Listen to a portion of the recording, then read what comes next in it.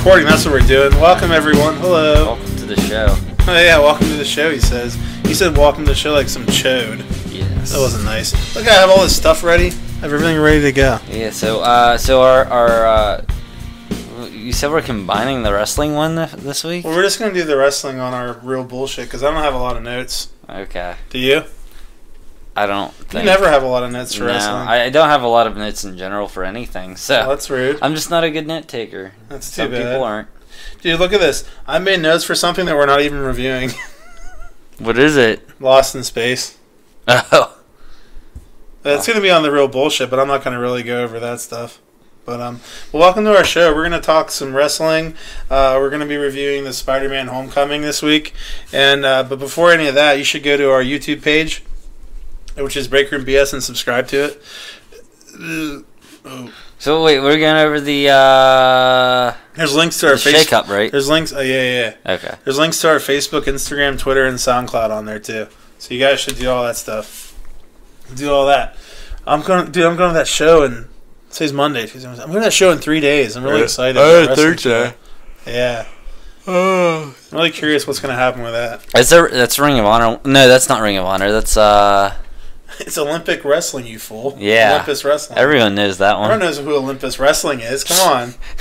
The David Smith is one of the judges. Yeah.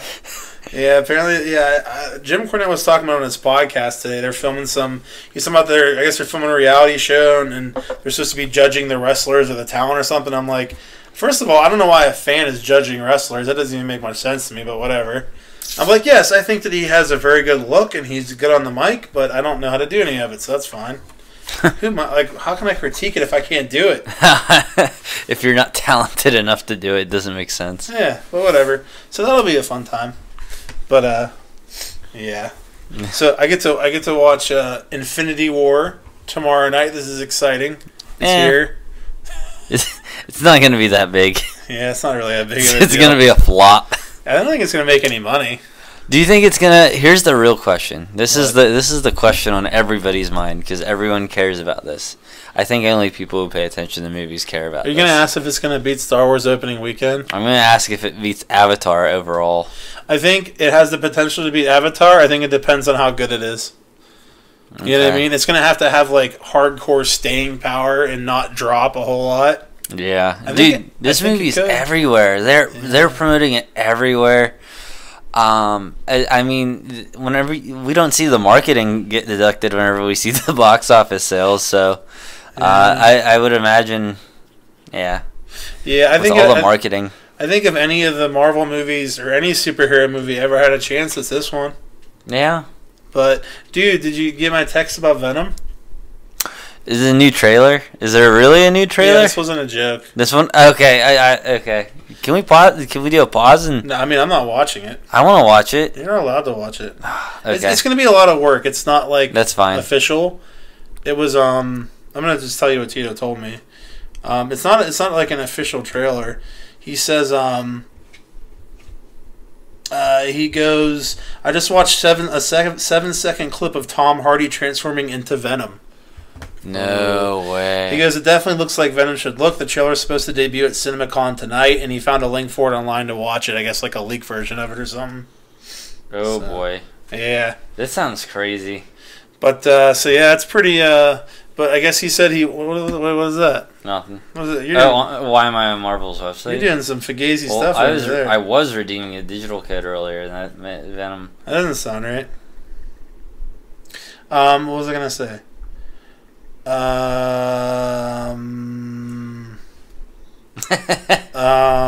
This is at its finest right here. Oh, here we go. It says they definitely changed how he gets the symbiote, and there's no reference to Spider-Man at all in the trailer, which I wouldn't think there would be. But yeah, so that's what he said after viewing the trailer. Dude, I don't even know anymore like who is or isn't supposed to be in the movie. I just don't get it. Yeah, you don't get anything that has to do with Venom. So do you think that Woody Harrelson's going to be Carnage? I think he will be. I don't think we're going to see Carnage until like post-credit scene. I don't think he's going to be like the main villain in this movie. I think that's what they should do. I think they should save him for the post-credit scene. They should. Woody Harrelson's in the movie and he just plays a thug. Thug. Yeah, it doesn't make sense. What does that mean? He just plays a thug. Why would Woody Harrelson just have some minor role? That's some Fugazi shit right there. Yeah, so I think he's going to be, and I think he's going to be Fugazi. Speaking of words we like to say, I was listening to that Taz pod, the one I had downloaded, and he said gimmick at least like 6 times. I was like, this is a good word. I like this word. I like this word. I like Taz saying gimmick. All right, you want to go over some of our bullshit this week? Some random stuff. You want to start off with wrestling or the other things? I have like 2 other things. You do the other things first. Yeah, I have. My first thing is Jessica Jones season 2. Okay. So I watched all of Jessica Jones season 2. It wasn't that great. Nice. It definitely wasn't as good as the first season. You're not even gonna watch it, right? You don't even care. I'm not watching another Marvel Netflix series until I see a Moon Knight one. Holding out for that Moon Knight, but so you know how in the first movie or the first season, Kilgrave was the villain. The villain of this one's their fucking mom, who comes back from the dead or something. I don't know. Like the whole season, the best part of the season was when Kilgrave came back for an episode. That was cool. Yeah. Wait. He did. Was it like a flashback or is it like a? It was a in her head thing. A spoiler alert. She was just having delusions. I just realized that anyone who's listening for like a review, like, oh, maybe I should watch Jessica Jones. We just spoiled the fuck out of it. Okay, there's spoiler alerts all over the description of this podcast. Is there? Covered, excellent. Yeah. I didn't know that. Yeah. So there's a whole episode with Kilgrave in it where she's just seeing him and it's kind of like she's talking to herself type thing. But he was really funny, so that was really cool when he was in it. The ending was fucking stupid of the season. It was so fucking dumb. It wasn't really that good. The main issue is like superhero movies and shows need to be good. They need to have a good villain for it to be good, and the villain just sucked. Yeah, that's the ongoing issue with all of them. The Foot Clans in every fucking show. Overall, like if you look at like step back, like not just movies, but like superheroes in general, the best heroes are the ones that have like an excellent like gallery of villains. Yeah. Like look at fucking Spiderman. Spiderman has all these fucking villains. Batman has all these fucking villains. Superman has a shit ton of villains too. Yeah, Spider-Man's probably. Do you think he's their most popular Marvel character? I'd say so. Before the movies, especially, I would say he would be most popular. And he probably has the best like group of villains of all the Marvel properties too. So it makes sense. And Batman and Superman, the main reason they are so popular, I think, is because of the villains. People love the villains in them. Yeah. And Batman has ears. You're a piece of shit. But, let's see what else. I watched all of Lost in Space. Man, you got time. Yeah. Remind me to tell you something about CBS. Well, here's what happened. So I started watching. I was like, this show's okay. And then someone told me that it's not a robot, it's an alien in it instead. It's a robot, and they say it's a robot numerous times, even in the first episode. So I don't know where that confusion came from, but like the issue with the show is the characters make the stupidest fucking decisions possible, and they're just so fucking dumb. Like, it's just annoying how stupid the characters are. Like, it's not very well written. So I got to, like, the 8th season, or the 8th episode, and something really cool happened in the 8th episode, and I was like, oh, but this show sucks. So I just, you know how on Netflix on the bottom when you skip, it's like a frame for every 10 seconds? So the last 2 episodes I watched by skipping through the frames for both of them, because I didn't care. I was like, I don't want to watch this shitty show anymore. I just want to see how the season ends. Yeah, that's a shame. Yeah, it was not that good. So I mean, you know, with these Netflix series, I feel like a lot of people, because of how popular these shows get, just like becoming just like water cooler talk or some bullshit in the break room. Whoa, meta. But just how popular they are and what a topic of discussion they are. A lot of people will just like try to hop on that train and be like, hey, this is great. This Netflix series is great. They want it to be the next Stranger Things, and a lot of the times it's not. People are just kind of wanting it to be good, so they say it's good. And what sucks is, like, dude, Lost in Space is the perfect for me, because I love sci-fi. I love that. Like, it's the perfect vessel for being a good. I just want to say vessel for being like a great show, and it's just I don't know. They just kind of made it suck. Yeah, I mean, I'll like in the original, one of the main bad guys, Dr. Smith, who like is on the ship with them, and he's always up to no good and shenanigans and whatnot. And like in this series, like Dr. Smith is a woman who is just pretending to be someone called Dr. Smith. It's not even who she really is. I'm like, this is dumb. Like, why'd they do that? What was the point? It's like they changed it just for the sake of changing it. Yeah. Yeah, I don't know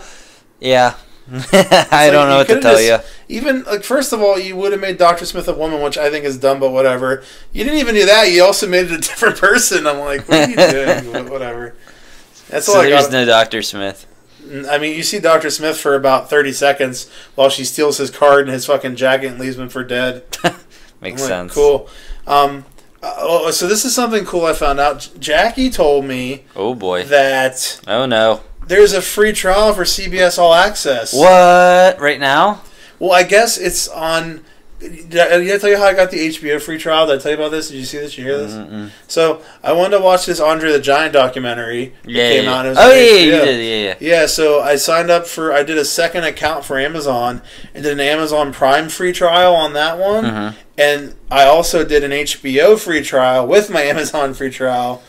Because if you have Amazon Prime, you can do that. Yeah. So apparently there's a CBS All Access free trial on Amazon. So I'm going to do that on a week where I have a whole day and just try to watch the entire season of Star Trek, that new show, Discovery. Oh, so I don't have one. Well, I guess I have Amazon, so I could... You could do the free trial for CBS All Access. Make sure you cancel within 7 days so you don't get charged. I canceled my HBO one. Dude, there's no way. I do not have that much time to get through it in 7 days. That's too tight of a time... it's possible, but there's definitely no guarantee. Yeah, without the guarantee, I can't sign up. Dude, the amount of time, the perfect segue to what I have to talk about is my wrestling tree expanding. The amount of time, dude. Oh boy! Yesterday I was all caught up. As of last night, I was all caught up on all the shows. The Ring of Honor that I started watching. I don't know how you watch all the New Japan. What else is there?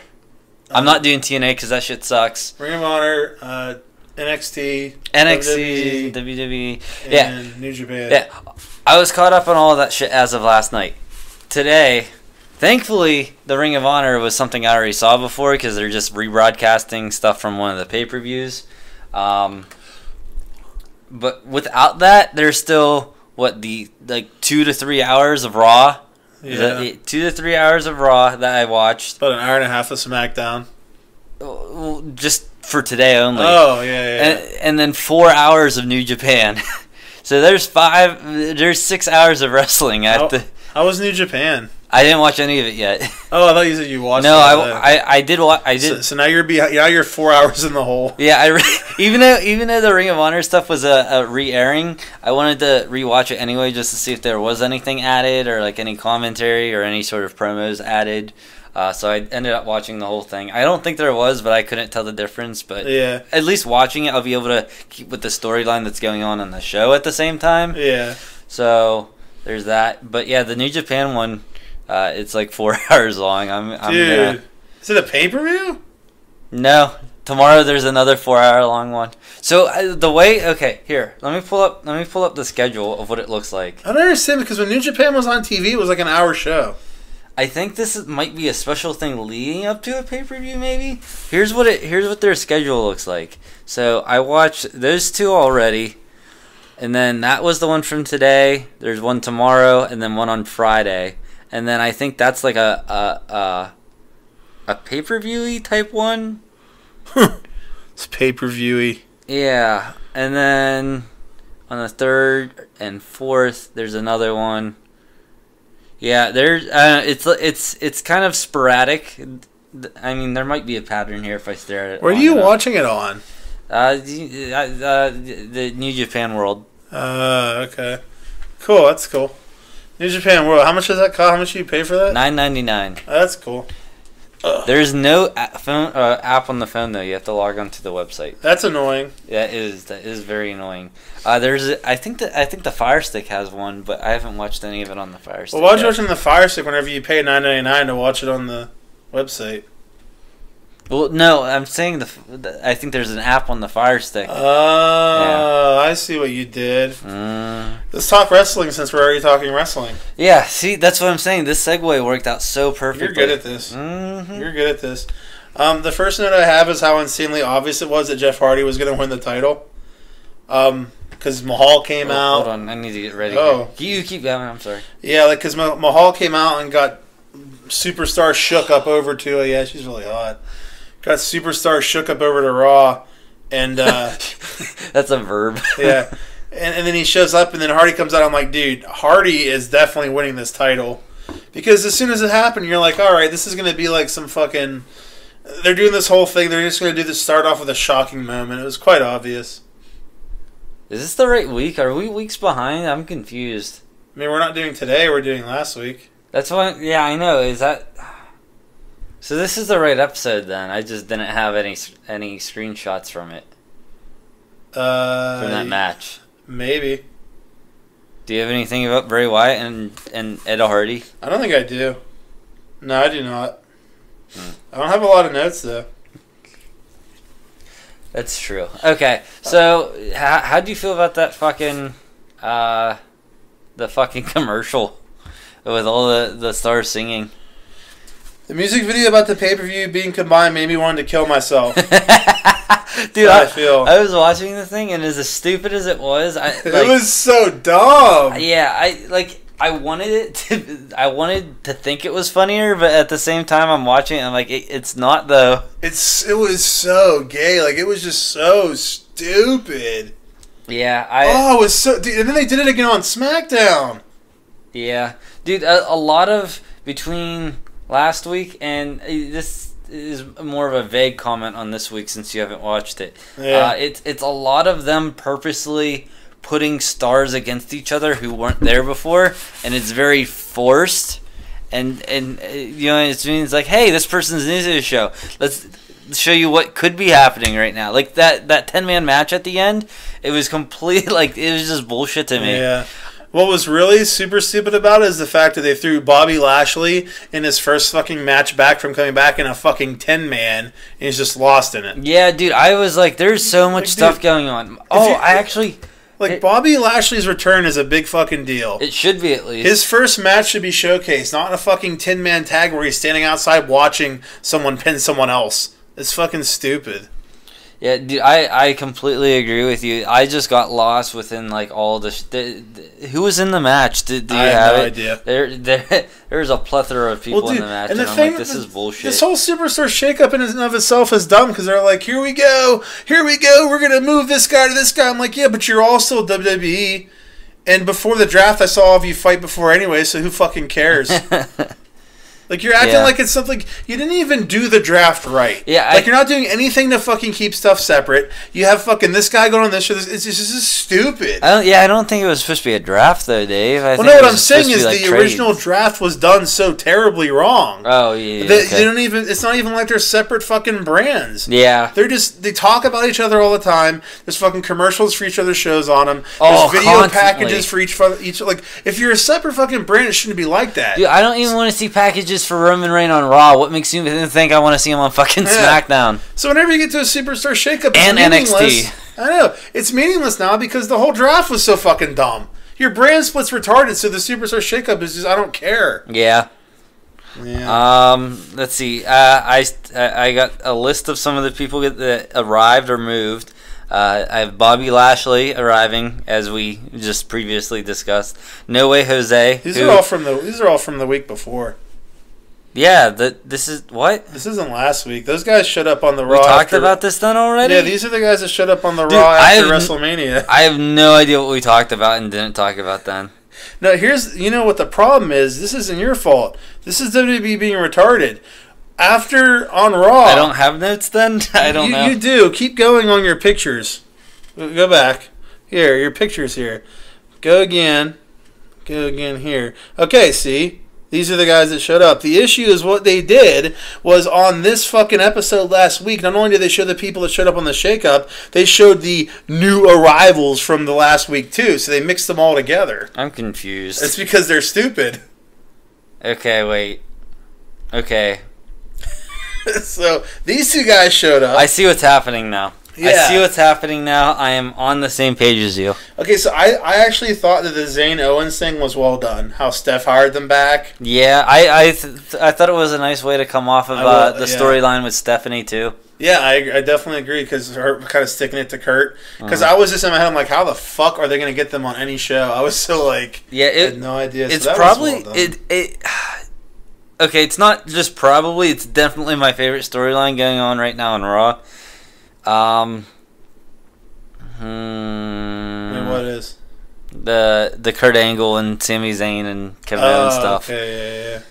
I'm definitely gonna be looking out for that one, and like if I'm fucking cleaning my room, I'm not gonna be cleaning the room whenever that match comes on. That's good to hear. I have a way with words. I like them. Getting my drink. Hold on. Oh, well, you keep talking. Yeah, I thought Drew McIntyre's debut was cool. Yeah, that was cool. But here's the issue, though. Like, Drew McIntyre showing up, I liked, but anyone that came from SmackDown, I didn't really care. I was like, cool. I wasn't like, oh my god, this is nuts. Jinder Mahal's on Raw now. Like, so what? I don't know, man. Like, this whole shakeup thing, dude, the shows after WrestleMania were about 1 billion times more exciting than these. Yeah. Because people came up that haven't been on the show before, like the call-ups and stuff, were way more exciting. It seemed like another episode. Dude, there were a few times when someone came out, like, maybe it's just because I'm watching so much shit and it's blending together, but, like, some people, like fucking Bobby Roode would come out and I'd be like, wait, was he on the show already? I'm confused. Yeah. I don't know. I'm just getting lost. Fault. Yeah, I'm getting lost in them not making it. Like you said, they don't separate it like it should be. And yeah.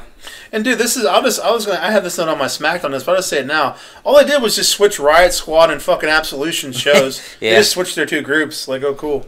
Yeah, that's cool. What about the? Was it on this episode that the Corey Graves thing happened? Which Corey? What? The Bullet Club slip up? Yeah, I think that was at the end of the... maybe. I can't remember now. Yeah, I don't remember either, but yeah, he called it the Bullet Club instead of Balor Club. And he's like, stop having so many clubs. Dude, I didn't even catch it at first because it just sounded so natural. And then whenever I heard him like be like, oh, it's a stutter. I stuttered over my words there. I'm like, wait, did he just say Bullet Club? Holy shit, he said Bullet Club. And I had to rewind it and I made sure, but yeah. I texted you immediately. That was did I text you or you text me? I think I texted you and told you about it or something. Cause I saw it online. Yeah, I can't remember, but yeah, dude, that got me excited. So that was fun. And here's a problem I have with both shows. I'm gonna say this right now. So I went to that Ring of Honor TV taping, right? Mm-hmm. Like a week or like it was after. It was like about a week or two. So I go to this taping, like, dude, watching. WWE I know what you're gonna say. It's so boring now. I was thinking the same thing tonight.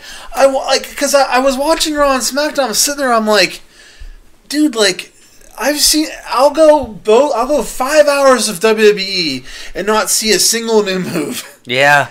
Nothing that I haven't seen before. And I'm like, this shit's so boring. Ring of Honor is so much more exciting. Yeah, dude. Like, I just wish Ring of Honor was more like structured.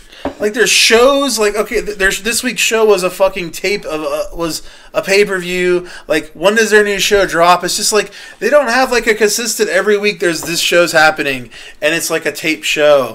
Like, you might get a part of a pay-per-view. I'm like, that's the only thing I don't like about it. Yeah. It's not like... Yeah, Ring of Honor's airing and their shows and pay-per-views are very inconsistent, is the word. It's kind of all over the place. I mean, that's the worst part about it.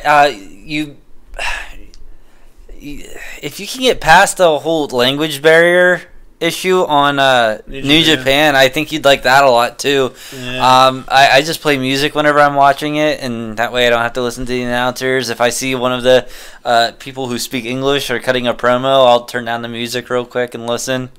Yeah.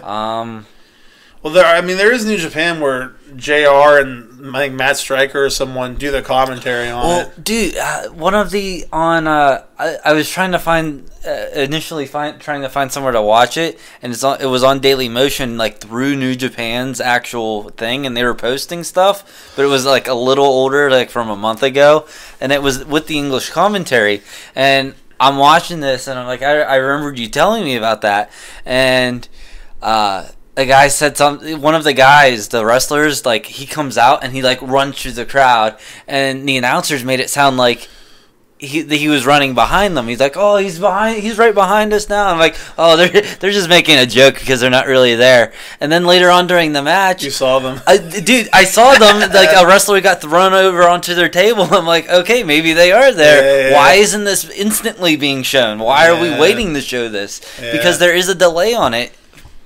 Yeah, that's the. I just wish that like New Japan or Ring of Honor was more accessible and just like more consistent. Because, dude, when I watch Raw, I'm just like I'm gonna take a shit when this match is going on because I don't care. I care more about the storylines than the matches because like the only time you have the chance of getting a good match is a pay-per-view for WWE. Like 99% of the time, you're not going to get a good match on a fucking Raw or SmackDown. It's very rare.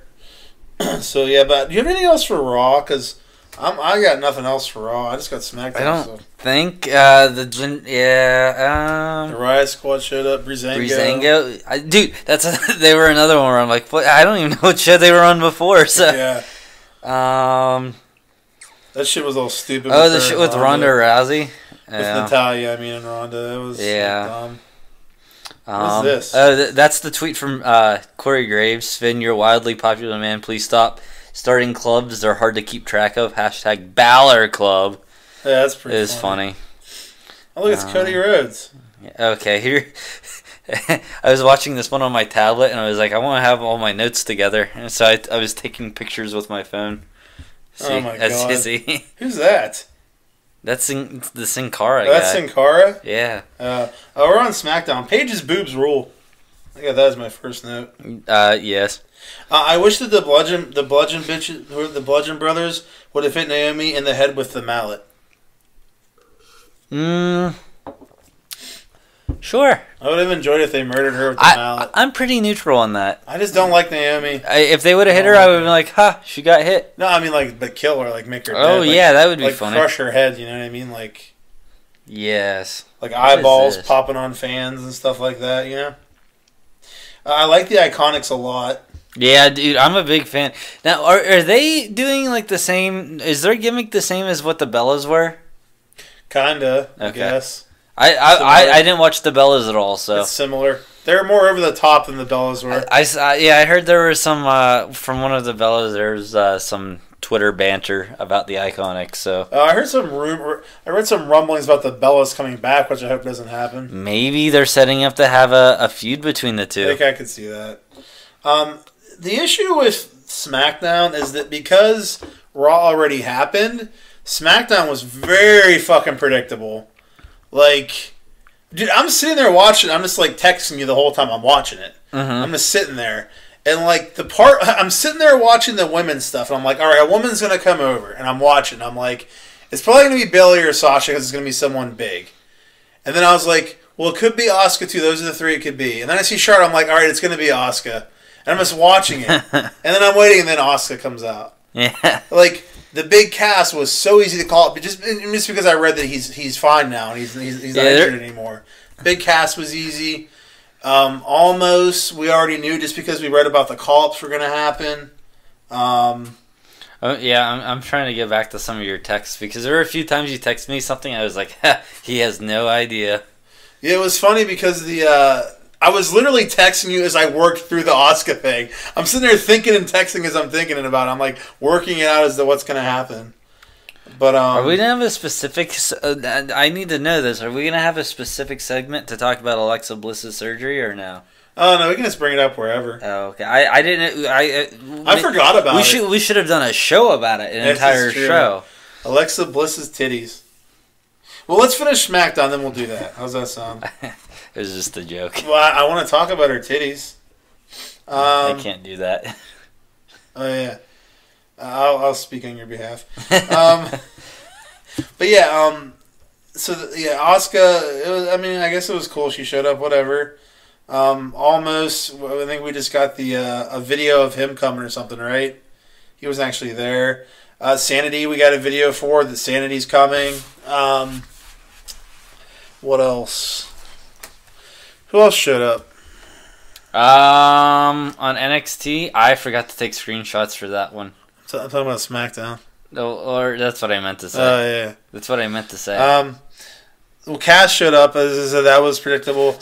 I'm hoping. I mean, they could possibly be setting up something between Cass and Bryan to have a rivalry or a program, which I really hope they're not going to do. You know, I do think's dumb. What? Another example of why this brand split's dumb is why is like Samoa Joe like cutting promos on Raw, but like he's on SmackDown. Well, you mean before he moved? You mean? Is he on? What's he on? He was on Raw, and then he got moved to SmackDown. Okay. Like basically at Raw, everyone from Raw and everyone from SmackDown was there. And then that's when you found out if you were a SmackDown guy, you're going to be there. And then everyone from Raw came to SmackDown, and then you found out you're going to be there. Like, Samoa Joe is there because he didn't get moved to SmackDown yet. Yeah, okay, you know what just happened? What? The last time I watched Samoa Joe, he was in NXT.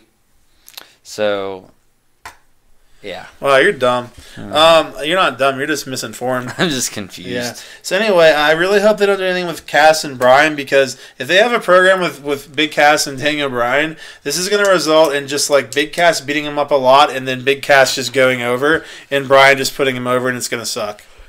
I have a question. Wait, can we talk about that though? I don't know anything about Big Cass, so if that's your opinion on it, I don't know. Well, but the thing is, Vince likes big guys. That's the problem. It's true. That's the gayest thing ever. It's so funny. This is gayer. Vince sucks big guy dick. Yeah, he does. Vince really, dude. So anytime that Daniel Bryan is fighting someone that's like a big guy, Daniel Bryan's gonna lose. I don't want Daniel Bryan to lose. He just came back, you know. Dude, there's this T-shirt. Speaking of Vince sucking cock, there's this T-shirt that I used to want, but like I knew my parents wouldn't buy me when I was younger. Let's see if I can find it here. It is this one. Vince oh yeah, that's a DX shirt. Yeah. I wanted that. That's a pretty cool shirt. They had matching shirts all the time. You want to hear something else about SmackDown I have a note for? Yes. WWE hates Rusev so much they changed the way they did the entrances for the first time in 20 years. Okay, so anytime there's ever been a tag team ever that I've ever seen, ever with no exception, both of the one team comes out, then the other team comes out. Okay? They fucking had the one guy come out, Rusev come out during the break, and then the other guy come out. Like they had what was the match with Rusev? I'm trying to remember what the fucking match was. He was in a tag match. Yeah, I don't know. It must have sucked. I mean, it was WWE, so that all sucked. But yeah. But like they did it so like they had half of a team come out, the other team came out, and then the other half of the first team came out afterwards. And then Rusev I do remember thinking about this. And then Rusev just came out during the break in the middle of it, and I'm like, why did they switch this up? Just so you could get rid of Rusev's entrance? Because you don't like him and you didn't want to push him? Like, dude. They've never done that ever. And I'm like, poor Rusev. Rusev should just leave. He really should. He just keeps getting fucked. Let's see here. NXT. Oh, it's okay. So Alexa Bliss got boob implants. All right, NXT. NXT. We did it. Yeah. Hold on. I'm not prepared. I have two notes. I don't have many notes. I have more than SmackDown. Let's see. There's Ricochet. The Ricochet match was fucking amazing. It was alright. I fucking loved it. I mean, it was better than anything we saw in the previous two shows. Yeah, it was good. Let's see, the War Machine thing. I don't know, dude. I'm becoming less and less of a fan of squash matches because they just annoy me. What annoys me most is most of the time, they just have literally. It's not the ones where they have like actual like superstars in there. The issue is what annoys me is whenever they're clearly not on the roster wrestlers, like those, like the, you know what I'm talking about, like the little scrawny guys, yeah. like definitely like enhancement guys, where like they just aren't, they don't even have a matching uniform or like any name on their uniform at all. They're just very generic looking. Yeah, it seemed minimalistic in effort. And I don't know. Those annoy me. I do not really like or care about the war rating machines. Like I don't give a fuck. I don't care about them. I mean, I want to. They're just another big tag team that kills everyone. Yeah. They're like they're another fucking Authors of Pain. They're another fucking Bludgeon Brothers. It's just the same thing. They're just another team that just is badass and destroys everyone. Like I already have enough of those. I need to see them cutting a promo that makes them stand out. They need something that stands out about them. Like there is nothing. Giving me a squash match does nothing for me because I don't know who the other people were. It doesn't impress me that you beat literally like two guys dressed up like Italian Joe guy. Yeah, you know what I'm talking about? You know what I'm I know who you're talking about. I don't know who they were. So did you catch the line that Gargano said where he said he fought Ciampa for 37 intense minutes? No. He said it. That's crazy. Yeah. Is that true? Yeah, this is a true story. No, is it true that's 37 minutes? I mean, I didn't time the match. That's what he said. You should have. He should have. Well, didn't we have, not an issue, but didn't we remember watching it and we were like, holy shit, there's this much time left for this match? Do you remember that? It was like 45, but that was before entrances even started. Yeah, so he's probably talking about bell to bell. Yeah, I mean, that could be 37. At work tonight, there was 4 out of 5 of the cabinets had 37 Twizzlers. That's crazy. It was really weird. That's so weird. Yeah, we thought that you did something. I didn't, I swear. Yeah, it was very strange. I was like, that's a lot of 37s. Hey, let's look at this picture. How'd you feel about that locker room thing with Shayna Baszler? Yeah, I mean, it was alright, I guess. It's kind of just trying to emphasize that she's a bully and whatnot. Mm-hmm. That's kind of it. Yeah, alright. Kona Reeves is returning. Who's Kona Reeves? I have no idea. Alright. You mean he's coming? Dude, I swear it said returning. I was like, I'm going to ask Dave about this. I'm going to look up and see if he was there before or something. Oh, yeah, I forgot that we got to see the Undisputed Era. I was happy for like 2 minutes. That was cool. Oh, dude, they're so great. Adam Cole, baby. Now it's going to be Adam Cole and like are they doing the New Day thing where they swap out? The Freebird rules, I think they are. I mean, they must be. He's holding the tag title, isn't he? Well, Adam was part of the match that he won in, so he technically. No, what belt is he holding? That's Roderick Strong, I mean. Oh, fuck! You're right. Yeah, you're right. Is that a tag belt or is that that's a tag belt? That's right? the tag belt. Yeah. Yeah. So he didn't even win it. He's holding. I think they must be. Good call.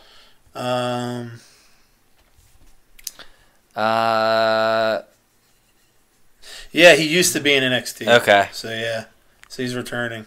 Hey, look at that guy. I just want to fuck him. His fucking promo. Did you remember watching it? Yeah. It's creepy as fuck. Yeah, it is good stuff. I hope he's funny. Yeah, he probably will be. What are we looking at here? Next match was the what's her name? Candice? Is that her name? Candice LeRae. Candice Wrestling is her name. Candice Wrestling. Well, I don't even know that chick's name. I don't care. Wrestling. No, the one she's choking out. Selena Gomez. Selena Vega. Yes, Selena. Yeah. I thought that was a nice conclusion, or not conclusion. I guess maybe epilogue or prologue or whatever. Yeah, because they're leaving. Obviously, they're going to SmackDown, so I guess they're just tying it up. Yeah. Zolina. And I really love seeing them both get a tap out of Cena.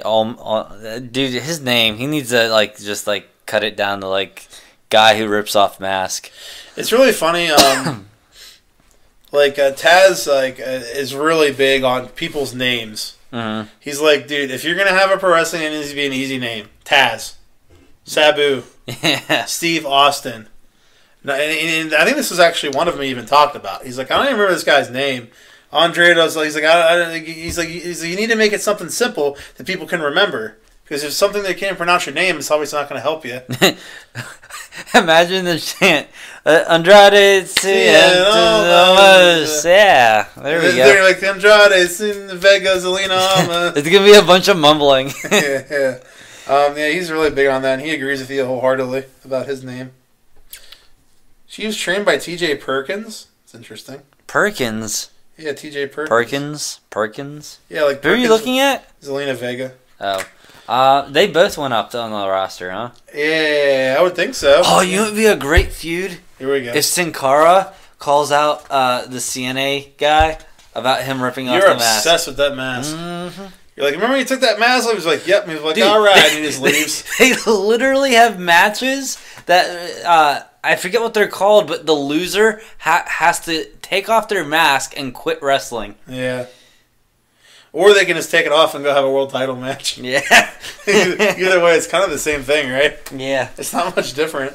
Or leave the show or whatever, but like it's supposed to like embarrass you. Like it was a big deal when the one guy that I was watching Lucha Underground a few weeks ago, and the one guy that take off his mask, and it was a big fucking deal. It used to be like that in WWE and WCW. It meant something. You get anything else on this? What's next? No, that's it. You're afraid there's like naked pics of your dick or something coming up? What happened with Aleister Black? Something? Oh, Johnny Gargano. Yeah. Set the match. So we get to see Johnny Gargano lose for the title yet again. It's getting old. I think he'll win. I don't think he will. I think they'll win and they'll keep him longer. You think he's going to win at a TV taping? This already happened. No, I don't think it's happening. All right, is that it? That's all we got. I mean, I hope it does, but I'm supposed to hope. That's what they want me to hope. They want you to hope for the best. Why is Byron Saxton on here? Oh, his Byron Saxton, Brian Jesus Kelly, an American professional wrestler, commentator, ring announcer, journalist, and retired professional wrestler. He is currently signed to the WWE, where he works as a doofus on commentary, making David Otunga. That's what it seemed like Jim Ross.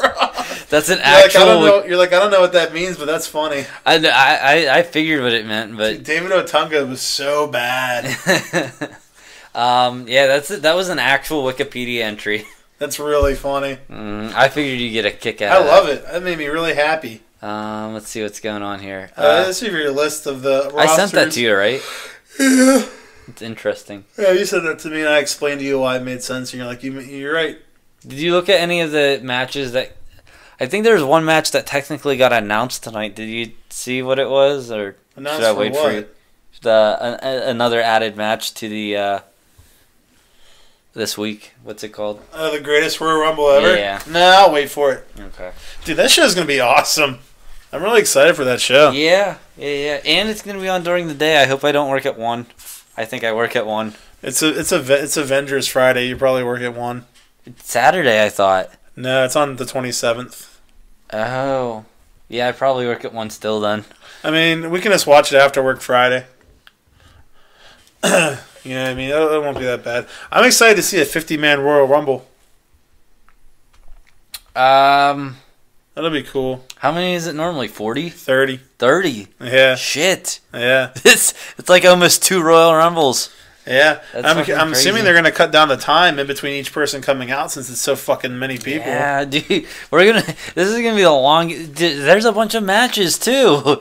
This is going to take forever. Yeah. You see that? That might be Juggernaut. That might be Juggernaut's head. What does that mean? What are you doing? Are you showing spoilers? I'm going to kill you. Dude, literally, it's not even a spoiler. That? Yeah. How do you know? Because it's not like anything even confirmed. Oh. It's a blurry image that people are speculating over. Alright, how about we go to our Spider-Man review now? Yes. Here we go. Oh, you're an idiot. Alright, so what we're going to do is... I didn't even do anything. Wait, you pull that up. It's so funny. This is Porgs. Alright, so we're gonna take a break and we'll be back with our Spider-Man review. Oh, we have to save, huh? Oh. We also have to take a break. You asshole. Yeah.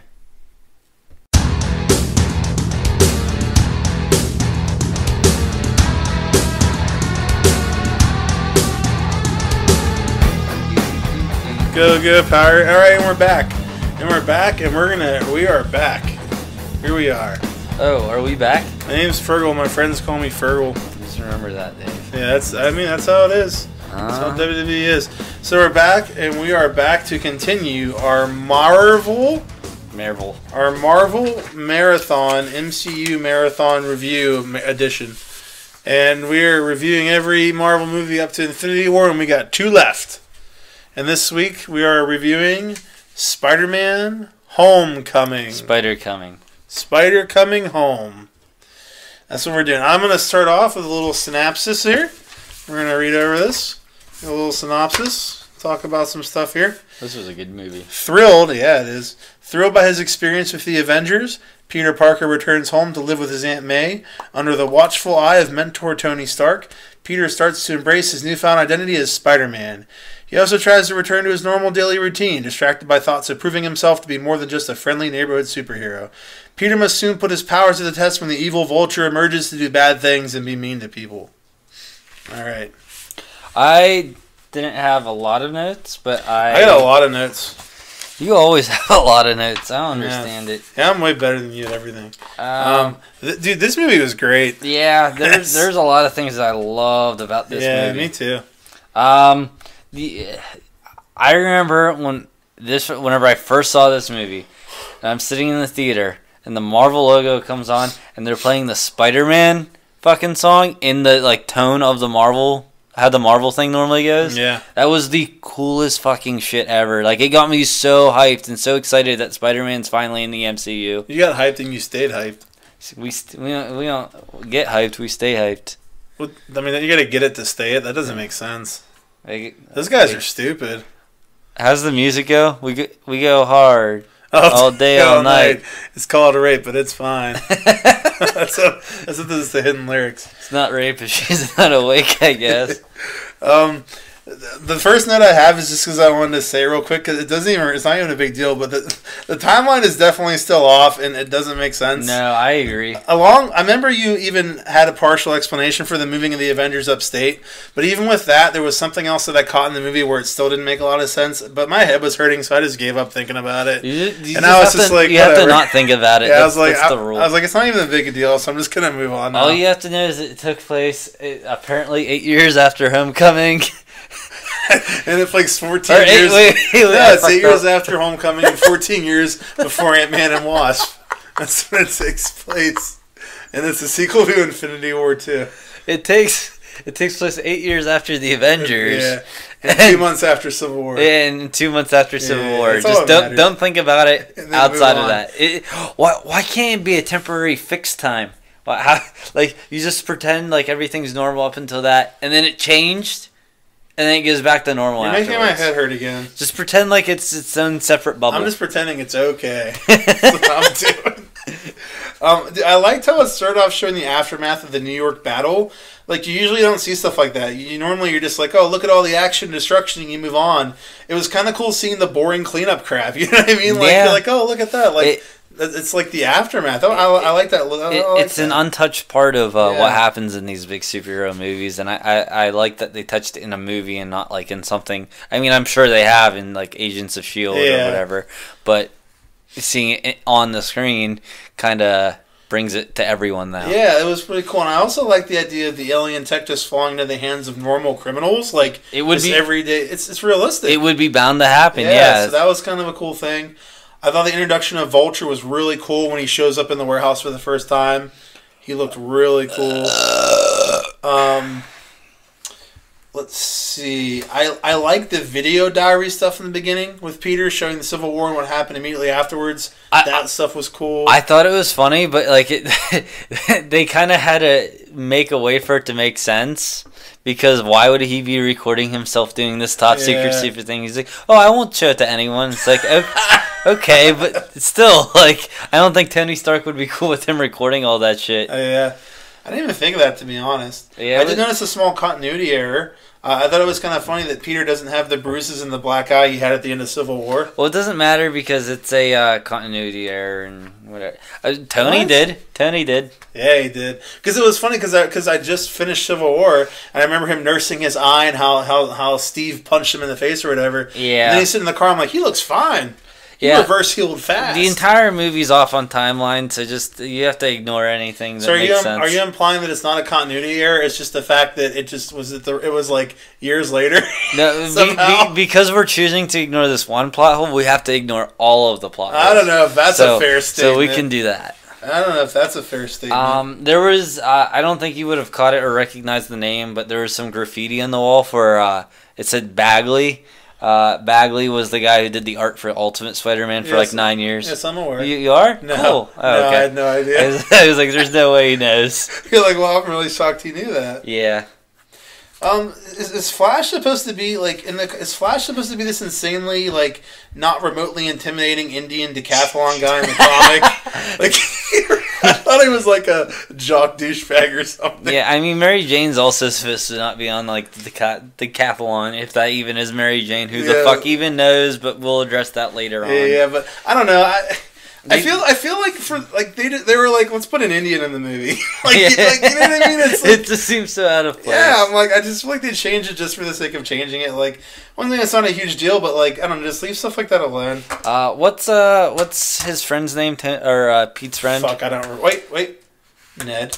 Ned. It came in handy. Ned is almost a like page for page, characteristic for characteristic.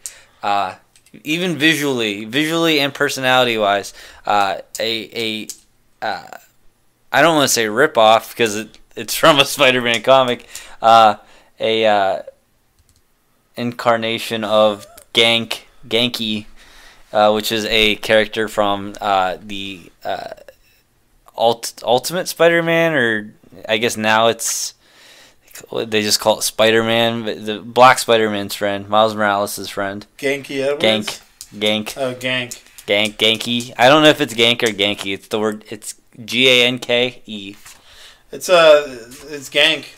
Gank. That's his name. His name in the movie is Gank. Yeah, dude. It's a big fat Asian kid, and that's what he is. He's an Asian American. Yeah. Oh no. The first montage with Spidey I loved, where like he's like, you know the part where he goes to stop the guy from breaking into the car and it's his own car.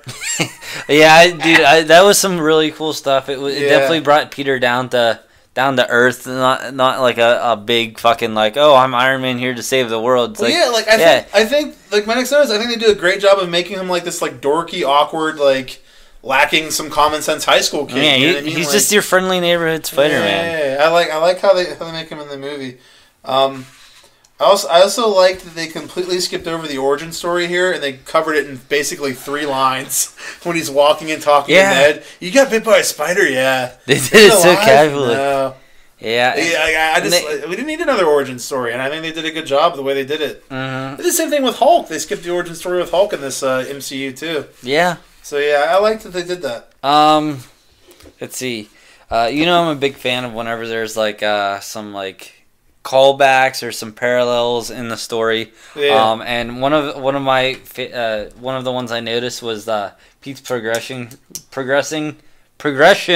from not wanting to go to college to wanting to go to college at the end of the film, because right after like Iron Man right after Iron Man saves him, like after the first attack or whatever, early in the movie,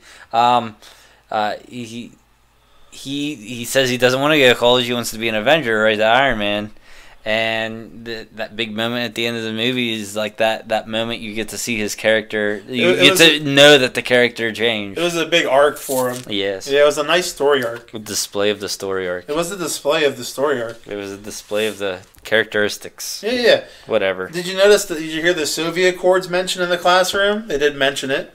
There was a mention of the Sokovia Accords. No, I did not. Yeah, the one teacher in the background is talking. He mentions the Sokovia Accords and is talking about it. So they at least mention it in the background, which is something. Yeah. And kind of related to that, the first Cap cameo was great. Where he's in the gym. I think he's in the gym when he shows it. Yeah. And the teacher goes, "I'm pretty sure this guy's a war criminal now, but whatever." That was really Dude, that funny. teacher's funny. Yeah, he is. Hannibal Buress is the actor's name. Oh, that's Hannibal? Okay, I know Hannibal. Buress. We're buddies. The running across the field because there was nothing to web sling on was really funny. Yeah. It's like, this sucks. Dude, I honestly felt like if that was any other Spider-Man movie, he just would have swung across the field and that would have been it. But like they made sense of it and made a joke out of it. Yep. I like the scene of Toombs accidentally killing the first Shocker. Whenever like he picks up the gun and shoots him, and he didn't even realize that that's what it was going to do. Remember that? Mm-hmm. I thought it was a good way to like kind of elevate the menace and threat of him. Like he was kind of a dick to them, and he was like stealing things, but now he just murdered someone. You know what I mean? Like you kind of up the game of him as a bad guy. And then I have a note that's 2 notes away from you. Is my next note. Oh, I'll go over my your next my one. first one. More of a writing comment is the so an issue a lot of people had with this movie was the suit, right? Being so technologically advanced and whatnot. Like I heard a lot of people complaining like, "Oh, his suit's like it's fucking basically Iron Man's suit and shit like that." I get their complaint. I don't have the complaint, but I get it. Yeah, that's how I was. Yeah. I get the complaint, but it didn't bother me. Yeah. I think a reason for doing that is whenever you're introducing a character, a lot of the fun that you have with the character is him learning how to use his powers. And when we're introduced to him, he's already had his powers. He's already kind of used to his powers. So by introducing this new suit, this new factor into it, it's now or new variable. That's the word I'm looking for. It's a variable. New variable into the mix. You have that I don't know how to control everything vibe to it, where he has to start learning how to use his powers again. That's a very, very good point, Mm-hmm. and it makes perfect sense. Yeah. Yeah, I like that. Cool. That's definitely smart. If that was their reasoning, it's definitely smart reasoning for it. It's good writing then. Like it like the one thing that kind of like I don't know, like it kind of bugs me in the back of my mind is that like in Infinity War, he already has this new suit, and Stark's already trying to give him this new suit, and like he's just learning to use the one he already had. Yeah. But then in my mind, I'm like, well, what if like the new suit doesn't really have many more gadgets? It's just like protects him more. The other one's just cloth. You know what I mean? Maybe this is just something where like it has a few more features, but the main reason he gave him this new suit is so he's more protected against like bullets and shit like that. You know what I mean? That's what I feel it's gonna be. That's what I'm hoping it is, because that makes more sense like that. Do you think we're going to in Infinity War we're gonna get the 3 arms that come out of it? Because that's what everyone's calling it, and it's what the merchandise is calling it, is the Iron Spider suit. And the Iron Spider suit had those 3 arms that came out that kind of made it easier for him to maneuver through certain areas and fight multiple people at one time. I mean, it's maybe then if that's what they're saying. I don't know. I feel like that's I don't know.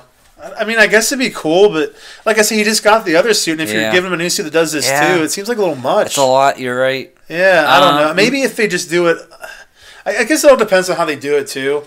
Yeah, they could introduce it for like a very niche position, and then it just not be an issue later on. Yeah. I like the Washington Monument sequence a lot. I thought that was great. Yeah, I remember you told me you took a trip there. Yeah, it was really cool. Right when Homecoming came out. Yeah, so it was cool seeing like all the stuff. Like I don't know how he got in the monument since it's been closed, and it's closed till like 2020. But whatever. I guess he has special privileges. But it was really cool. But yeah, what's the note you have next? How long were they in the vault? So Spidey, everyone who's watched this knows he gets stuck in the vault. He gets stuck in that vault there for 37 minutes. Yeah, that's right. He was in there for 37 minutes. Just in this show, it's come up like 4 times already. I don't understand. Dude, I think comic book writers do it on purpose, because I noticed I even sent you the picture of the one time I was reading what's that called, Doomsday Clock, that Watchmen spinoff, and like one of the fucking characters said something 37, and I sent it to you, and then I saw on Twitter that the writer retweeted it because a bunch of people were sending it to him 37, and like the comments would have like fucking what. Dude, Kevin Smith is where this originally came from the 37 Dicks, where he's a huge comic book fan. What if he did that on purpose that has something to do with comics? It's like a secret Illuminati with Kevin Smith. What if he really did, and there's a reason why he used that number and he didn't just pull it out of his ass? I think the comic book writers do it on purpose, and I I think writers in general do it on purpose. He's in the comic world, he's in the movie world. Why not? This is madness. There's something going on here. It just still what doesn't make sense is how he's affecting our personal realities, though. That's a very good point. He's somehow making 37 Twizzlers appear everywhere. I don't understand it. The average cooling temperatures for all the fridges at work are pretty much 37. This doesn't make sense. So the second Cap cameo was really funny too. Okay, this movie is really, really, really fucking funny. Like, there are tons of just hilarious moments in this movie where I'm laughing. Like, the humor is very well done in this movie, and it's all PG humor. They don't have to do that rated R like Deadpool. It would be great whenever Marvel acquires Deadpool, if they can learn to keep those two, like, because there's been a lot of references within comics, even making fun of themselves at how Spider-Man and Deadpool are so similar. They're just mouthy characters in red suits, and people will like jokingly mistake them for one another. If Marvel can learn to make Spider-Man for the kids and Deadpool for the adults, then I don't see any issue with this transition. I agree. But I'm just afraid. I don't know. This transition is going to be weird if they acquire them. Yeah, I mean they do a great job in it with not even like with keeping it family humor, but like, and it just seems so like when you look at something like Guardians too, like a lot of the humor just that wasn't funny seems so forced. Like the humor in this movie is just so natural. Yeah. Like, it's not like they wrote that joke. It just works so well. It's not like they're like, Guardians of the Galaxy was a huge success. Let's make 2 more movies, Volume 2 and Thor Ragnarok. Yeah. Just be fucking carbon copies. Yeah.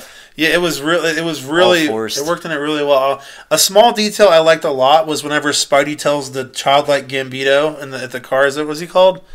Child Gambeaters. Oh, Childish Gambino. Yeah. He told him that the web will dissolve in 2 hours. What I think is funny is that I've always imagined just tons of webbing just hanging off buildings in the city and him just leaving messes everywhere. Yeah. And just that little line, it's like, oh, cool, it just dissolves after so long. I just never thought about it. Like, I thought it was a funny little line that I personally enjoyed. Yeah, that's been a thing in the comics, I would think, for a while. I bet. Comics, the TV series, everywhere. Yeah. Yeah, dude, he's funny in that movie. That Donald Glover's character. Yeah. His character is actually supposed to be the uncle of Miles Morales. I think we've talked about before. I think you brought that up. Yeah. So that could be a setup for some future stuff. Yeah, I hope that it's not like an immediate payoff. I hope it's somewhere like 4 or 5 Spider-Man movies down the road, because if there is any fucking movie out of all the Marvel movies that I want to see them keep making, it's the Spider-Man ones, because he just has so much he has so much history. They can go so far with him. They have so many villains they can do, and the great thing is he's so young. Yeah. Like, they started him off as so young, there's so many stories they can tell. This isn't like 45-year-old fucking Robert Downey Jr. This is I think 21-year-old or something. Yeah, he's a young lad. And the thing about the Peter Parker character itself is there's so many fucking... They've told his story from so many different ages. Yeah. Like most superheroes, they like Batman just pretty much stays the same age unless there's a specific story about him being old, like the Dark Knight Returns and shit. But anyway, but like they've had stories about him in high school. They have stories about him in college. They have stories about him as an adult, just struggling to make ends meet. Then they have, like, more recently, they have him owning his own fucking company. Yeah. They can go so many places with this character. Much material, and it could go on forever. There's just so much to do. Yeah, I hope they just, like... they can keep it involved in any iteration of this MCU. Like, no matter what phases they're doing, just have him on the side, he can always just show up. Like, just, like... I mean, it can be like the one constant. Yeah. Because, like, they're done with Captain America movies. They're done with Thor movies. Like, this can be the one constant where he just keeps having movies throughout all these phases, which is what they should fucking do. Yeah, I really hope that if they do go on with this really long Spider-Man continuity and whatnot, that they do the Superior Spider-Man storyline, which would be really fucking cool. There's a lot of thing I hate about Dan Slott's writing, but if there's one thing I liked, it was this, is where Doc Ock there's some alternate reality shit going on. But anyway, Doc Ock basically puts his brain inside of Peter Parker, and that's how he got his own fucking company, is because Doc Ock was smart enough to start a company and do all that shit. And then you see later on in the story, after the Superior arc ends, all the fucking, like, Peter coming back to it and, like, him not, like, knowing what the fuck's going on. Yeah. He's married to some woman, and he has his own fucking company. That was one of the things I liked about that writer who sucks. But who sucks. Yeah, there's so many places they can go with it, and they should. Mm-hmm. The fairy sequence was great, but it's a perfect example of the evilness of trailers. Like, dude, when they released a trailer for that movie, like, the whole sequence is just there. Like, in the trailer for the movie. I think you saw it, right? Whenever you watched the trailer for Spiderman before it came out, like, do you see the fucking fairy? You see it break in half. You see fucking Iron Man come and save it, and then you see Iron Man show up and start talking to Peter. I'm like, like, I would have enjoyed it a lot more if I just didn't see the whole fucking scene already. But it's a great sequence. I like it a lot. I thought Stark was great in the movie. I think he's in it the perfect amount that it added to the movie and it didn't take away from the focus of Spider-Man. Yeah, there's a lot of people, me myself included, who are worried about that just being Iron Man 4. Yeah, he wasn't in it very much. He was in it the perfect amount, and I think that the movie was made so much better by it being tied into the MCU so much. Like, this movie did it a lot.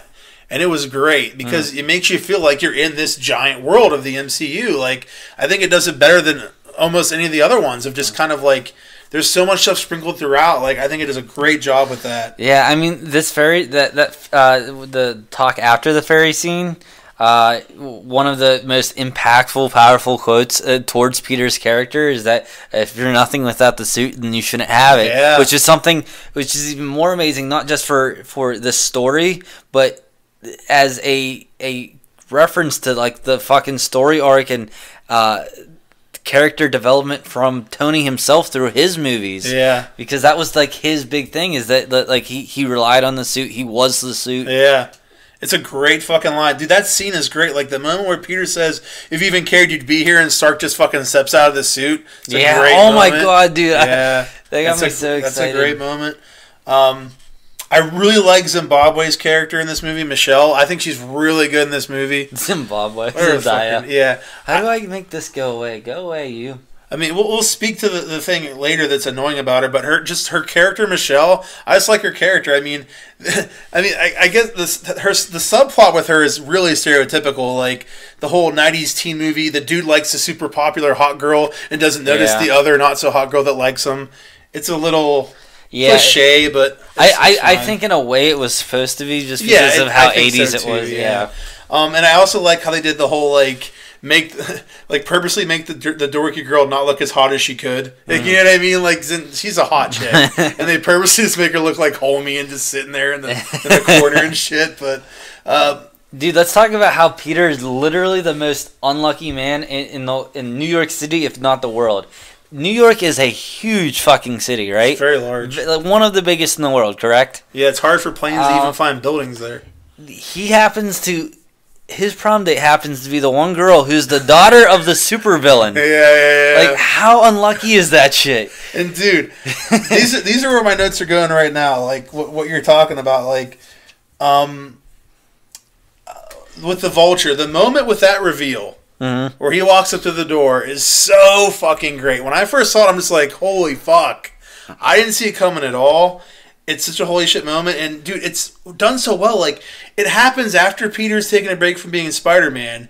So you're not even thinking about Vulture at all. They purposely, like, they make it at a moment where you're not even thinking about anything Spider-Man was dealing with. The music leading up to it is, like, so fucking happy-go-lucky music. So the moment of the door, you're just like, oh, shit. It's such a great moment. Like, that's fucking awesome. All the shit with Peter at her house and the stuff with him in the car, it's so well done. It's like so suspenseful. Like, and the stuff in the car was really well done. Great. It's not a complaint, but like, I wish when I was watching it this time that I could have gotten the same effect on me, that suspenseful feeling, while they're in the car. But because I don't know, just it didn't work as well for me watching it again because I knew what was going to happen. Dude, it still worked for me this time when I watched it. I mean, it was still well, but not like mind-blowingly well. Like the first time, like whenever we brought it up multiple times. Whenever fucking Kurt Russell says that he killed Peter Quill's mom, every time I watch it, I'm like, fuck, he is fucked. Yeah, the moment with Vulture's reveal, it's definitely more impactful the first time you see it. It doesn't have that same impact after multiple viewings like that moment in Guardians. I completely agree with that. Like the stuff in the car, I think Tom Holland's performance in that car is amazing. Like his just like nervousness and like all that is so well done. Michael Keaton is one of my favorite parts of this whole fucking movie. I fucking love Michael Keaton in this movie. Michael Keaton should be in every movie. Yeah, he is great. I love him in the movie. Dude, I remember when they were discussing Michael Keaton getting signed on to the movie, like people would be like, "Oh, he's this character. No, he's this character." And it's just like goes to show you how fucking good of an actor Michael Keaton is, that you can see him, you can literally picture him as any of the Spider-Man villains, and he would have done an amazing job. Yeah, amazing job. It is funny that he plays Vulture after being in that movie Birdman. Yeah. I think they wanted to pick up one of the Spider-Man villains who didn't get explored cinematically yet. Makes sense. So definitely, especially for your first going in this new reboot or whatever. If I would have picked anyone else for him out of the villains, I probably would have picked like Kraven the Hunter. Yeah. I don't think we'll ever see one of the most famous Kraven storylines that I would like to see, but I don't think they'll ever do, is the Kraven's Last Hunt, where he basically kills Spider-Man. He's not really dead, but kills Spider-Man, takes Spider-Man's place wearing the suit for like a day, or I forget what the time period was, and I guess he ultimately decides he didn't do as good as Spider-Man Peter would have done. Yeah. So he fucking kills himself. He puts a fucking shotgun in his mouth and kills himself. I'm like, Kurt Cobain yeah, I'm like, they'll never do that in a fucking story. That ain't happening. Dude, the scene where Vulture leaves Peter stuck under the rubble, I think it's a great moment for his character. He's laying there like beaten up and scared. Like, to me, it kind of like the moment symbolized him going from being this like immature and unsure like what he was doing as Spider-Man to like more confident and like a real superhero, potentially like Avengers level. Like, I think it's like a great moment that like kind of elevates his character. Yeah, it is a really needed moment if we're going to see him going against those next level villains in the Infinity War. So we definitely needed to see his powers escalate, which is what they did there. What was it? I was gonna build off something you said. Something about poop or no? No, what were you saying before? The symbolizing. Symbolizing being immature and unsure is what he was doing. Oh, we were just talking about that scene. It reminds me a lot of the scene from Spider-Man 2, I think it is, where the building's falling over on them at the end with Doc Ock. Oh, yeah. But I think both of the scenes are supposed to be a reference to a comic scene where he was also kind of like stuck under the rubble, trying to find the strength, talking to himself, and I love when they put like straight out of the fucking comic book shit in there. Even if it's the comic I haven't read, it's really cool to know that they care about the source material that much. Yeah. It makes the movie better for me. Like I said, I didn't even have to read the shit where it happened. I'm not like one of those fucking kooks. Even if you've read it, it makes it even better. But like like I said, just knowing it though knowing that they care that much is awesome. It's really great. It's how often in superhero movies do you say we get to see the villain, especially if it's the first movie. The villain put together the secret identity of the hero. Yeah, that's a very good point. Yeah. We don't get to see that shit really often, so it was really different seeing that in this movie, and they did it so fucking well, as we were talking about. Yeah, and it's kind of funny because he's kind of just like sitting there like, huh, wait a minute. Dude, so you're just gone when this is happening? It wasn't like anything crazy either. Like, he didn't like break in somewhere, like go into like the whatever Spider-Man had to sign for the registration shit. Yeah. He didn't like break in and steal that, although it kind of would have made sense as far as the overall MC. I'm happy they did how they did it. So that was another really cool thing writing wise that they did. I never even thought about that. That's a good point. Let's see. It was really cool at the end whenever they were moving. So it was moving day, right? Yeah. It was moving day, and they're moving everything to the new mansion, and then Buzz and Woody have to get on the back, and then they have to fly up in the air, right? Yeah, it's not flying; it's falling with style. Is that the same movie? Is that the one we This watched? is basically the same movie. Yeah, it's kind of different. Dude, I don't know why. Just whenever he's talking about, oh, it's moving day, it's moving day. Well, of course, that's what's happening. Isn't he like hanging off the rope on the back of the truck at some point, just like he's hanging off the plane? It's the same movie, basically. It's so funny. It's some Disney symbolism there. I like it. I really like when Spidey runs into the fire to save Vulture. It really shows like how morally good he is as a hero. Like, he's risked his life to save the bad guy. I love that shit. That was cool. What do you got next? Oh yeah, you got that. You can do that. You can do that now. I don't know what this other one means. I'm trying to. I bet Pete plays off suit as cosplay. Oh, okay. We'll get back to that. No, I love the line from Happy whenever he takes the ring out. He's like, I've been carrying this since 2008, which is when the Iron Man movie was, right? Yeah, that's so cool. Yep. It's so meta, like just like a nice little like reference there for the fans. I love it.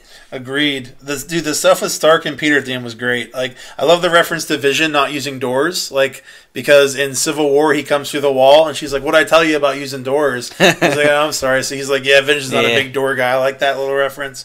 I liked how Stark was just lying and saying it was a test, and you see the giant press conference waiting was really funny. I completely fucking forgot that Pepper was even in the fucking movie. Yeah, and it's cool they're back together, I guess, which is pretty sweet. So I like that. There was what do you remember in the other movie? Whenever it was one of the other Iron Man movies where probably the first one, whenever Happy has his face up to it like a camera or something, and Tony calls him forehead of security. Does that sound familiar? That does sound familiar. Well, apparently in the limo at the beginning, whenever he's talking to Pete the first time, I remember he says forehead of security, and it's a callback. Was that in the third one? Maybe where he was trying to get him to spy on the Killian whatever dude. Maybe, and he was on the fucking thing and wasn't using it right or something like that. The pad, and he had it on his maybe. head. I think that's what it was. I forgot that was in that. Yeah, really awesome callback though. That's really cool. I have the note that let's just get this out of the way. It's so fucking stupid they call Michelle MJ. Like, if MJ isn't in the movie, then just leave it alone. Yeah. Just don't call her that and just leave her as Michelle. It's like a stupid little, hey, wink, wink, guys, look, it's MJ. Yeah. Like, that's dumb. From my understanding, from like what I've read online and people I've talked to who've read comics a lot longer than I have, Pete's always kind of he's got around. There's been a lot of girls. He's a real player. Yeah. As quirky as he is, he somehow ends up with a bunch of hot chicks, but whatever. That's the movies and comics for you. Yeah. But I mean, why not just have her be like it doesn't have to be MJ. It could just be some other girl. That's my point. Like, dude, if you're not going to make it MJ, then that's completely fine. I have no problem with that. Don't make it MJ, but don't just call her MJ as like a little joke because it's her initials. Like, that's just silly. Hopefully they don't even, like in the next one, that she's just Michelle. Yeah. Don't even say MJ again. I think they probably, since there's so much backlash that came from it, I bet you they like snip that in the bud real quick in dialogue. That'd be cool. I mean, it's not even like that big of a deal. It's just stupid to do it. Like, why do it? Yeah, I mean, and if she is MJ, that's kind of really dumb because MJ's supposed to be this really hot fucking supermodel. It's not even an issue that she's black. It's the issue that she's. Well, for me, it is. Sure, but for me, it's. You know how I feel about Chance. I know. Stupid. Yeah. But for me, it's more of an issue of the fucking whole character is just completely different. She seemed very smug and not smug. Smug's negative. But she seemed very cocky and confident and like a fucking like out of Pete's league. There's also the little, as you mentioned, what MJ here looks very homey and like sloppy and doesn't seem to give a shit about her appearance. Literally has nothing to do. It doesn't resemble in any way the personality traits or character traits of MJ at all. Well, there's also the issue that MJ stands for Mary Jane and not Michelle, but whatever. Yeah, that too. It's like, so, just to preface, I'm not racist. I wasn't saying I wanted to be black as a racist. Like, I don't like when they change that in characters because I think if you take a white character and make it black, what if the character was white for a reason? The person that created it made the character white. You're changing the intent of it, and I think that's stupid. That's why I don't think you should do that. Oh, April O'Neil. I told you about that, right? I don't know. Maybe. I was reading somewhere, unless this was like one of those stupid like BuzzFeed articles that's all fake news, like Trump would say. He's never said that. Apparently, like the original comic book writers for the Teenage Mutant Ninja Turtles, they couldn't, like they kind of bickered with each other and fought with one another over whether or not April O'Neil would be white or black. So in some of the issues she'd be white, some of the issues she'd be black, and it would change because they would fight over it all the time. So yeah, I mean, it's kind of more like. Yeah, sure, maybe the fans might not care. They do, but maybe the fans might not care as far as the writers are concerned. But you have to think about what the original creator intended, and it's kind of bullshit if you kind of take what they intended and warped it into something else. Yeah, you're fighting my fight for me here about not making white characters black. That's exactly what I'm saying. Yeah. I mean, it's like, dude, like, I kind of get both sides to it. I mean, it shouldn't be a thing where you, like, look at people's race. Race shouldn't matter. I get that, too. But, like, what if, you know, in the creator's mind, there's a whole story and reason for it, and you're just fucking with it. Yeah. Just so you can have a black person in the movie just do like, it's dumb. Like, yeah. I think a good example is when it might be okay is if you're dealing with these characters. Okay, this is an example of them changing it, but this is an example of a creator not caring about a character. Deadpool was pretty much going to be a throwaway character in the New Mutants, from my understanding, from things that I've read online. So as soon as Deadpool gets popular, like, sure, fucking Rob Liefeld maybe writes like one or two more stories with them, blah blah, whatever, goes on with his life. As soon as Deadpool really fucking took the fucking ball and got it rolling, he's all about fucking Deadpool and only talks about Deadpool and acts like he's like that. Like, yes, he created Deadpool, but he didn't. I don't know. He didn't make him what he is. But just because he came big, he's like, oh yeah, Deadpool. Deadpool's my guy. Yeah, I made him. It's like, well, technically you made him, but like, I don't know. Do you kind of see what I'm getting at? Where there's characters that aren't like they're side characters, so maybe they aren't. I don't know. Maybe. I mean, I see the point you're trying to make. I get what you're saying. There's a leap. You have to get from one point to the other. Yeah, like Stan Lee probably or whoever created him, because I don't know, whatever, probably put a lot of thought into maybe a Peter Parker, okay? He put a lot of thought into the character. But then one week he's like, yeah, he needs a buddy that can just play whatever. Let's call him this guy. It's not as important. This guy's going to die in like 2 it's not as big of a deal. Like with Ned, okay? Maybe Ned initially was white in the comics, but who gives a fuck if he's Asian now? Yeah. He's Ned. Who gives a shit? But whenever you're dealing with a main character with someone so big as Peter, who like he put a lot of thought into it or something, it's more of an issue if you change it like that. And I've always like, dude, if you want to like, okay, Michelle's a perfect example. If you want to have a black character in the movie because you're like, dude, this movie's fucking nothing but white people, create Michelle and put her in the fucking movie, and that's fine. Don't change someone. Just create a character. Like with the whole Star Trek Sulu thing. The motherfucker that played Sulu said, why'd you make my character gay? Just because I'm gay. Create a gay character. Even the gay guy says, why did you change my fucking character? This is dumb. I am gay and I play him and I think it's dumb. Like, create a gay character. You don't need to change someone. Just create someone. Michelle, you created Michelle. That's perfectly fine. Don't make her MJ. Just make her Michelle. It's fine. So, yeah, if it is just a like, shot at the MJ name, then whatever, it was dumb, but whatever, we'll move on. It's a throwaway. But if it's a giant character change, then that's when everything's going to get I don't want to like watch Spider-Man like Second Coming, and he fucking shows up and Homecoming, I don't know, and he's all like, "Hey MJ," and I'm like, "Oh fucking Jesus!" Like, it's gonna be called Spider-Man Sloppy Seconds. It is. That's a good title. All right. I thought that Aunt May seeing Parker as Spider-Man was great. I thought that was a good moment. I didn't like it. You didn't like that she knows? Okay, I have a theory that he's just gonna play it off as it was cosplay. That's what that was. Oh, did I remind you? I was like trying to remember what it was.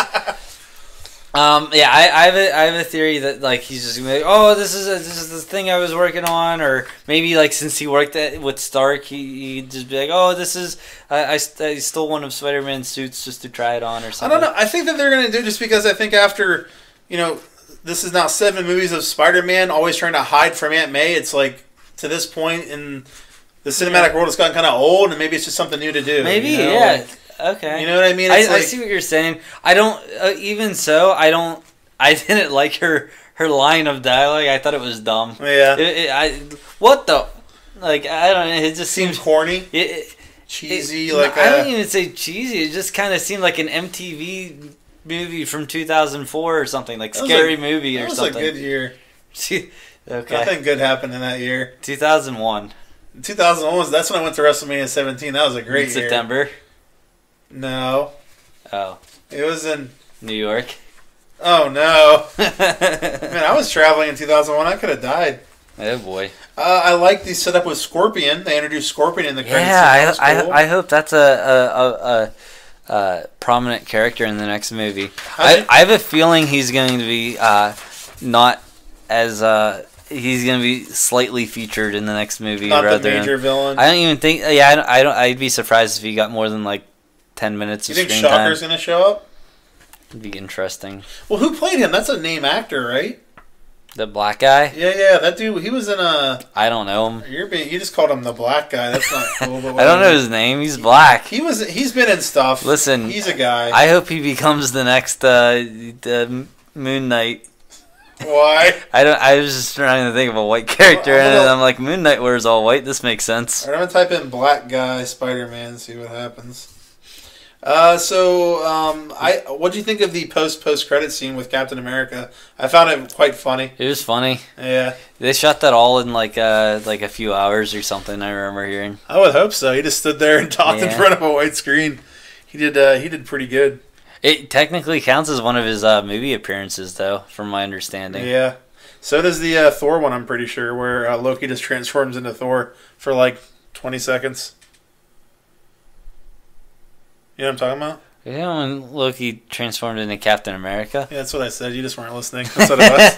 You need to pay attention when you talk. Piece of shit. You need to pay attention when you talk. You don't make sense. What was the other... the... Scorpion. Yeah. Oh, yeah. We already talked about that. Yeah. Sorry. It was like, sorry to bring you down there, buddy. It was like we already talked about that shit. All right. So now we got to rate this. I'm doing it first. Yes. Shit, dude. All right. This is gonna be easy. Guardians of the Galaxy is number 1 still with 10 Sparkle Dogs. Oh, I agree. Followed by Captain America: The First Avenger still with 10 Sparkle Dogs. You're reading my list, you dumbass. Is it? Oh, you tricked me. No, that'd be funny if you were though. Number 3 is Spider-Man: Homecoming with 9 Sparkle Dogs. Number 3, huh? Mm-hmm, you only have 2 10s? What's wrong with you?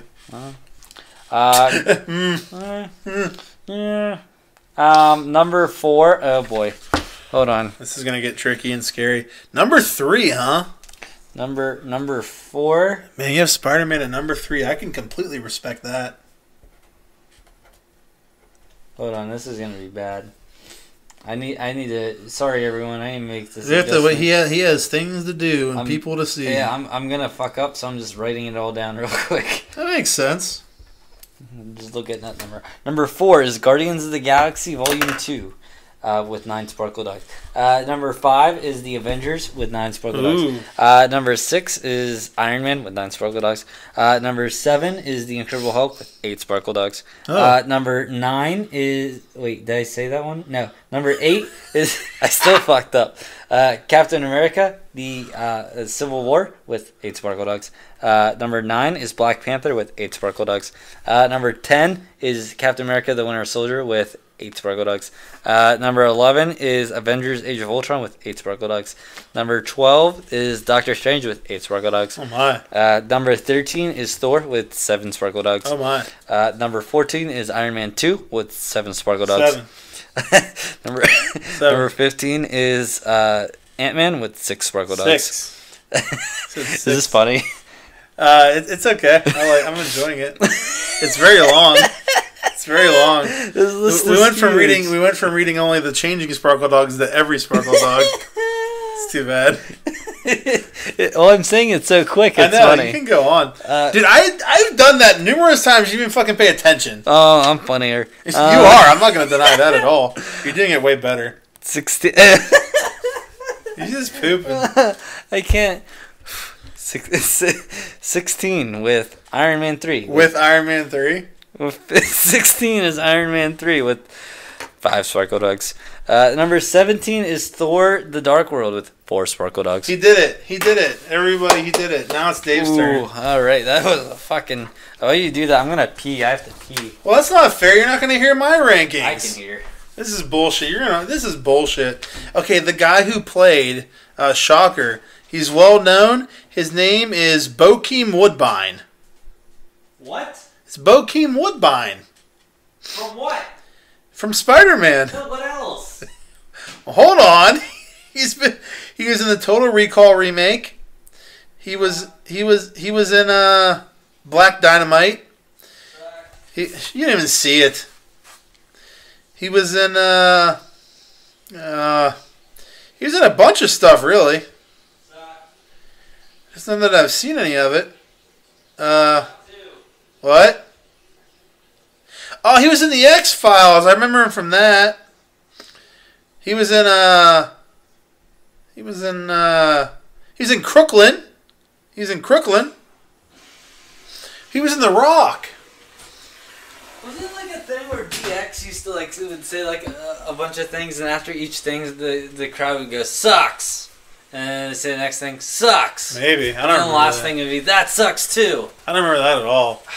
But maybe it wasn't DX. It could have been someone else. I didn't watch during a lot of the second DX run with Triple H and Shawn, so it very well could have happened then. It sounds familiar. I just can't put it in anything. Put it in any sort of context. Okay, here we go with Dave's list. Number 1, Guardians of the Galaxy with 10. I'm not saying his part. I'm saying the number with 10.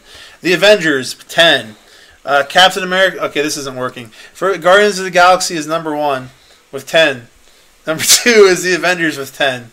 Number 3 is Captain America: The First Avenger. Wait, did you say Civil War or Spider-Man yet? No. Okay. Number 1 is Guardians of the Galaxy with 10. Number 2 is the Avengers with 10.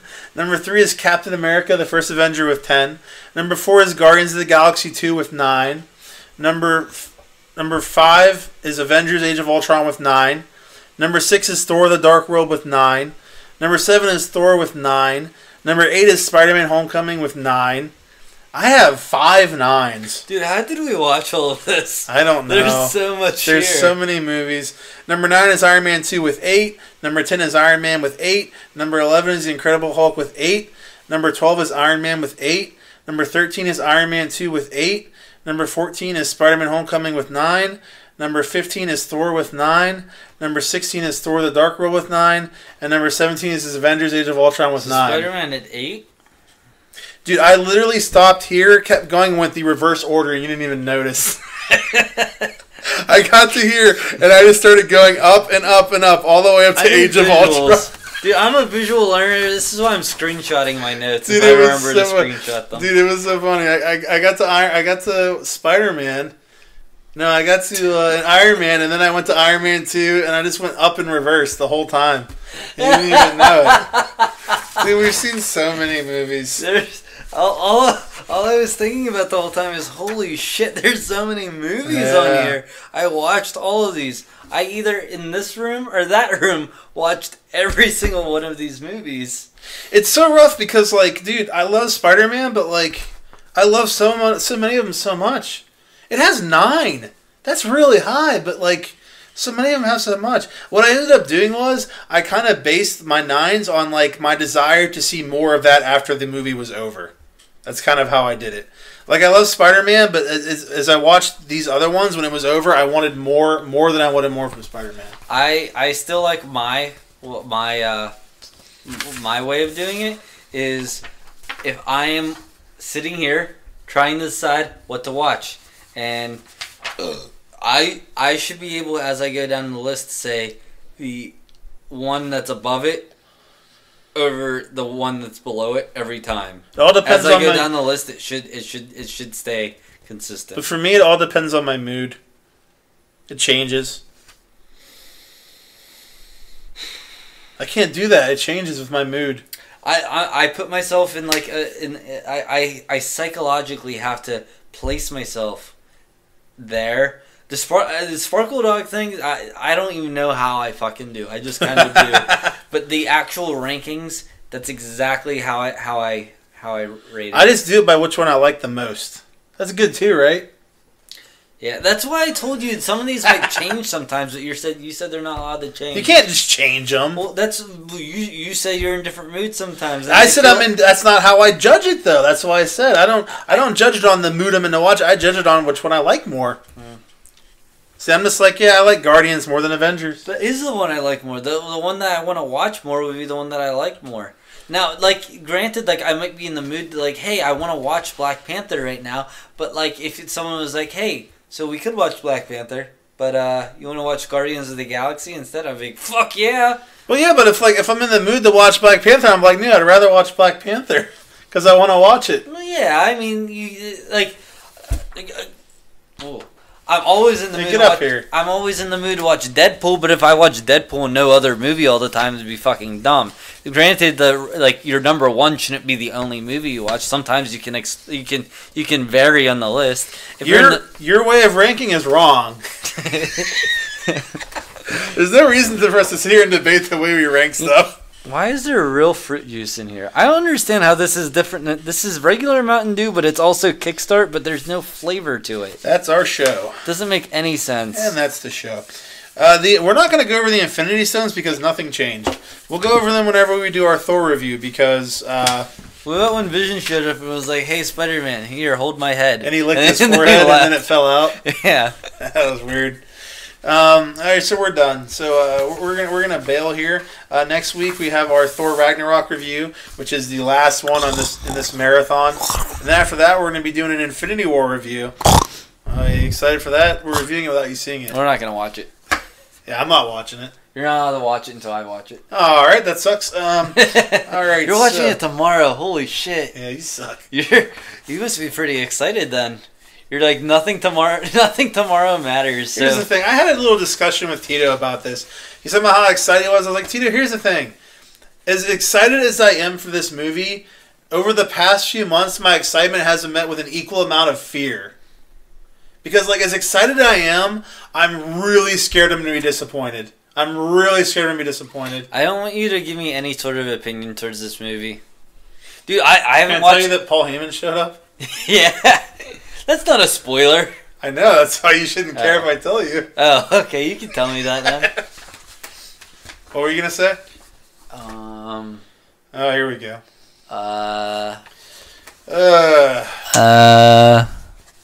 All right, we're done. All right, so make sure you guys check out our YouTube channel, which is Breakroom BS. I haven't watched any of the other trailers yet. You should be proud of me. I've never done that with any other movie. I still think you're lying. Dude, I told you I ran out bare feet when the janitors were fucking... Were you screaming? I screamed when I did. No, I didn't scream. I screamed. I was screaming when I was walking out of the hallway, like into the hallway. But once I got in the hallway, I just kind of stood there and was like, yep, this is happening. So I really don't think I'm going to watch any Venom trailers anymore now. I think I'm going to go into the movie without even having seen Venom.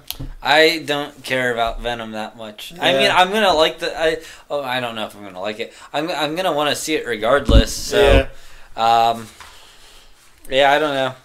Yeah, it's going to be tough though. Dude, I feel like we're going to get a fucking poster that's going to have him on it. I know them to be able to avoid it. Yeah, you should stop being a pussy. All right, so I'm a bitch, and you should follow us on or subscribe to our YouTube channel at Breakroom BS. There's links to everything on there: our Instagram, Facebook, Twitter, SoundCloud, and all that stuff. So go on there, and then we'll see you guys next week. What's our YouTube channel called? Being the Elite.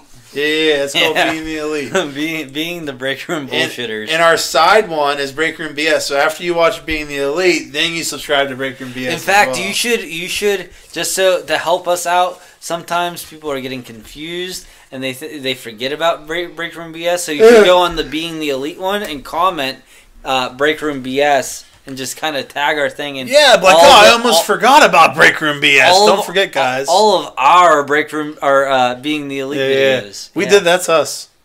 I mean, we let a couple other people play in it, but it's mostly us. Yeah. Yeah. Did I tell you, Virgil Was in the one episode? No, that's every time they're in Pittsburgh, they're like, "Hey, yeah, Virgil was at our show today." Oh my god! He's at everything. These guys have no idea. He just shows up everywhere. Dude, he does. Yeah. Anything that's with wrestling, he's there. So we're gonna go before this freezes and we lose the content somehow. Oh yes, hurry, yeah. save it, Dave. Hey, we'll see you guys later. Freezing that. Oh no!